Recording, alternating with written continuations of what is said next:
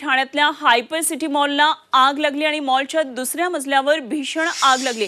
आग विझवण्याचे प्रयत्न सुरू आहेत। ठाण्यामधून ही मोठी घटना, हायपर सिटी मॉलला आग लागलेली आहे आणि ही आग विझवण्यासाठी प्रयत्न सुरू आहेत। घटनास्थळी अग्निशमन दलाचे जवान पोहोचलेत। आपण पाहतोय मोठे धुराचे लोट सध्या तिथे उमटलेले दिसतात। तर हे आगीच्या नंतरची दृश्य दिसतात आणि आग विझवण्याचे शर्थीचे प्रयत्न सुरू आहेत। ठाण्यामधली दृश्य आहेत।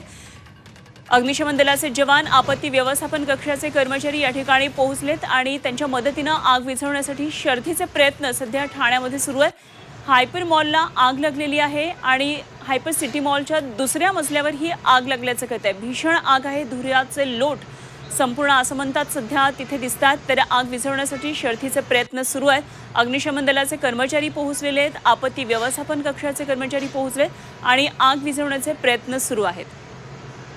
या आगी संदर्भातले पुढचे डिटेल्स आपल्यापर्यंत पोहोचतील। मात्र ही दृश्य आपण पाहतोय, मोठी आग दिसते। ठाण्यातल्या हायपर सिटी मॉलला ही आग लागली आहे, दुसऱ्या मजल्यावर आग लागलेली आहे। शुभम कोळी आमचे प्रतिनिधी आपल्याबरोबर जोडले गेलेत, आणखी तपशील जाणून घेऊया। शुभम, हायपर सिटी मॉलमध्ये आग लागल्याचं कळते, दुसऱ्या मजल्यावर धुराचे लोट दिसतात, काय नेमकी आगीची परिस्थिती आहे?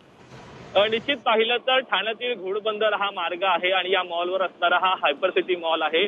अगदी रस्त्याला लागूनच हा मॉल आहे आणि या रस्त्याच्या लागून असलेल्या या हायपर सिटी मॉलच्या परिसरामध्ये असणाऱ्या एका पुमाच्या शॉपच्या आउटलेटला ही आग लागल्याचं कळतंय। सकाळी सुमारास 8च्या दरम्यान ही आग लागल्याची माहिती कळत आहे। आरमॉल हायपर सिटी मॉलच्या आजूबाजूला असणारं जे पुमाचं आउटलेट आहे त्याच्या दुसऱ्या मजल्यावरती ही आग लागलेली आहे।